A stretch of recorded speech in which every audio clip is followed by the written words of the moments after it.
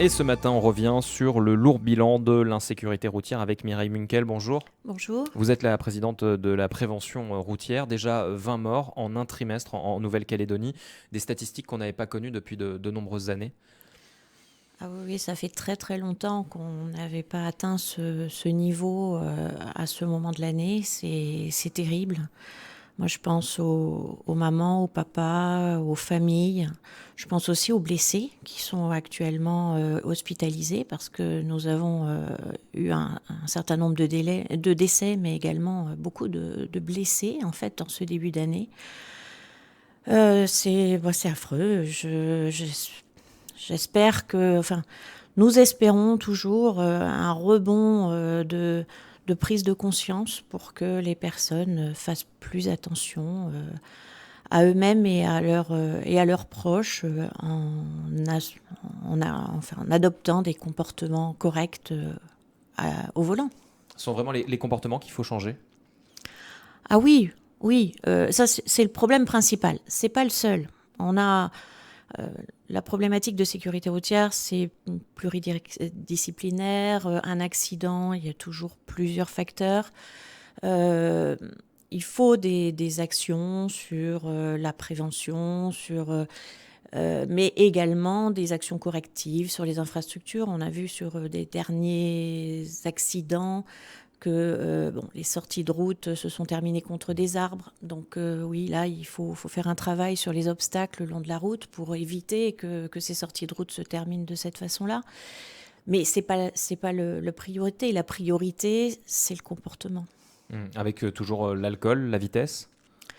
Alors très certainement, au niveau de l'association, nous ne disposons Mm. pas d'informations précises sur les accidents. Nous n'avons pas plus que ce que la presse nous donne. Mais néanmoins, on voit que la plupart des accidents depuis le début de l'année, ce sont des pertes de contrôle, des sorties de route, des chocs frontaux. Donc obligatoirement, on pense fatigue, altération des réflexes, donc peut-être en effet consommation de d'alcool ou de stupéfiants, et puis surtout des vitesses inadaptées très certainement. Maintenant, nous n'avons absolument pas les informations, mais d'une manière générale, ça fait tellement d'années que les statistiques sont les mêmes en Nouvelle-Calédonie et que sur la mortalité routière, on a 80% d'alcoolémie, 80% de non-port de la ceinture de sécurité et des vitesses non adaptées que on ne peut pas s'empêcher de penser qu'il faut toujours agir sur les mêmes facteurs. Donc on pourrait éviter des morts, des drames sur nos routes assez facilement. Alors facilement, je ne sais pas. Facilement, la mortalité, oui, je pense avec déjà si tout le monde portait sa ceinture de sécurité. On ne le répétera jamais assez. On pourrait réduire quand même de façon significative le nombre de morts sur les routes. Par contre, ça ne limitera pas les accidents. Pour limiter les accidents, il faut absolument une prise de conscience et que chacun d'entre nous, on prenne vraiment conscience qu'on doit aider, empêcher les personnes alcoolisées de prendre le volant, qu'on doit tout faire pour limiter la casse, tout faire pour éviter à tout prix que nos proches prennent le volant alcoolisé et soi-même ne pas le faire. Et notamment pour les soirées, prévoir qu'il y ait une personne qui puisse vous raccompagner ou dormir sur place. Il faut éviter de prendre le volant alcoolisé. Alors on le voit effectivement, vous parliez de l'alcool, 20 morts dans 14 accidents dramatiques, 8 le dimanche, 2 le samedi, 2 le vendredi. C'est pas une surprise, mais c'est tout de même édifiant. On retrouve toujours les mêmes causes, les mêmes facteurs. Cette année, on a bien entendu sur les vins des accidents un peu atypiques, comme ça peut arriver, puisque malheureusement, on a eu 2 personnes qui ont été emportées par une rivière. Donc là aussi, faites très attention. Lorsque on a beaucoup de pluie en ce moment, il faut prendre des précautions particulières également, ne pas s'engager au niveau des cours d'eau. Il y a eu pas mal de piétons, donc si on peut conseiller aux piétons aussi d'être plus visibles, de mettre des vêtements clairs, même voir des gilets réfléchissants quand ils sont sur la route. Alors ça évitera pas tout, mais ça peut aider. Et puis on revient toujours au même problème. faire très attention. Un véhicule automobile, ça peut devenir, comme disait le directeur du cabinet du haut-commissaire, une arme par destination.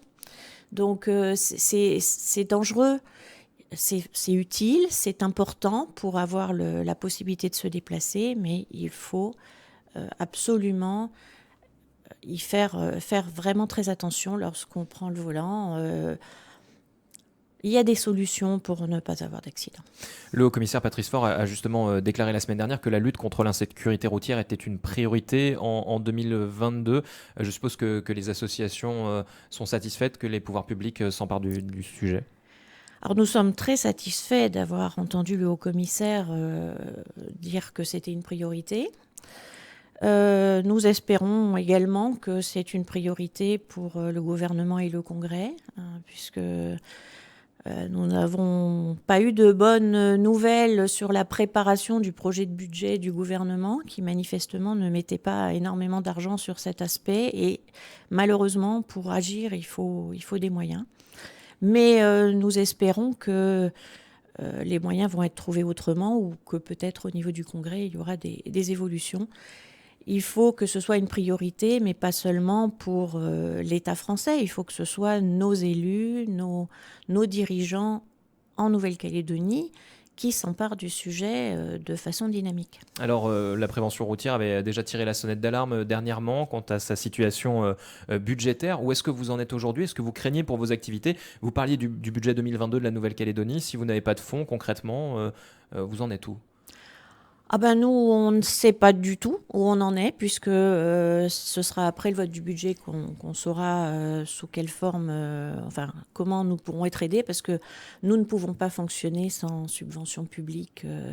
Donc nous saurons bientôt, puisque le budget va être voté bientôt, si nous allons pouvoir poursuivre nos activités sur le terrain ou non. Puisque de toutes les façons, au niveau de l'association, nous pourrons toujours agir en lobbying, en intervention, en travaillant avec les pouvoirs publics dans les réunions et les comités permanents avec nos bénévoles. Mais si nous voulons intervenir sur le terrain auprès des scolaires, nous avons absolument besoin de salariés, et si nous n'avons pas d'aide et de subventions, il faudra arrêter ces activités. Vous nous avez parlé tout à l'heure du volet sensibilisation, prévention auprès des jeunes générations. Si vous arrêtez ces activités, concrètement, concernant la sécurité routière, c'est dramatique? C'est bien notre avis, sinon nous ne serions pas impliqués là-dedans. C'est très important. Alors c'est vrai que ce sont pas des effets à court terme, la prévention, hein. Ce qu'on fait auprès des enfants aujourd'hui, c'est pour prévoir l'avenir, mais c'est indispensable. C'est absolument indispensable. Alors heureusement, les personnels, les instituteurs, les professeurs des écoles font un travail remarquable auprès des élèves. Nous arrivons en complément pour préciser les choses pour le primaire. Et puis pour le secondaire, c'est quand même important aussi de pouvoir prévenir les conduites à risque, puisque malheureusement, cet aspect sécurité routière est quand même bien moins présent dans le secondaire que dans le primaire. Et nous souhaiterions qu'il y ait un continuum éducatif plus précis et que ça se poursuive jusqu'à la terminale ou les diplômes professionnels. Mireille Minkel, vous n'agissez pas sur le court terme. Sur le long terme, en revanche, vous êtes pour la mise en place d'une cellule de crise, pratiquement au niveau du gouvernement, face à la situation actuelle? Face à la situation actuelle, nous, c'est ce que nous souhaiterions, oui, ce qui soit mis en place une cellule de crise. On nous annonce un conseil permanent de la sécurité routière, nous en sommes ravis, mais il faudrait qu'il se réunisse vite. Depuis déjà janvier, nous tirons la sonnette d'alarme, nous avons rencontré les autorités. Et aujourd'hui, ça n'a toujours pas avancé et on est déjà à 20 morts. Donc faisons vite, on a su le faire face à la pandémie. On doit pouvoir agir. Nous, on n'est qu'une un petit point dans l'activité. Si le gouvernement ne s'empare pas du dossier de façon dynamique, ça ne fonctionnera pas. Il n'y a pas eu de réunion depuis 2 ans et demi de ce conseil permanent? Non. Depuis le départ de Madame Hénin, Depuis qu'elle a quitté son poste, il n'y a plus de chargé de mission sécurité routière et il n'y a plus de conseil permanent de la sécurité routière qui se réunit. Alors en même temps, les réunions, ça c'est bien, il en faut et c'est indispensable parce qu'il faut coordonner les actions. Mais à cause de ça, il n'y a plus d'action. Il n'y a quasiment plus rien qui se passe à part notre association et les autres associations qui essayent de faire ce qu'elles peuvent. Mais toutes seules, on ne peut pas grand-chose. Il faut remettre en place un plan sur le long terme, avec des objectifs précis Oui, bon, faut déjà reprendre l'ancien plan et puis l'adapter, mais ça devrait aller assez vite parce qu'il n'y a pas grand-chose qui a été fait depuis le précédent plan. Et puis surtout, y aller, quoi. C'est-à-dire faire un plan, adopter un plan, c'est très bien, mais si derrière, on ne le met pas en œuvre, ça ne sert à rien. Donc, adoptons un plan, mais engageons les actions. Et pour ça, nous sommes persuadés également qu'il faut une personne dynamique dédiée. Directement au gouvernement qui fasse... Au gouvernement. C'est indispensable pour pouvoir agir et pour pouvoir coordonner, s'assurer que ça avance et qu'on puisse tous aller dans le même sens. Merci beaucoup Mireille Munkel, je rappelle que vous êtes la présidente de l'association Prévention Routière. Merci d'avoir été avec nous ce matin. Merci beaucoup de nous avoir invités.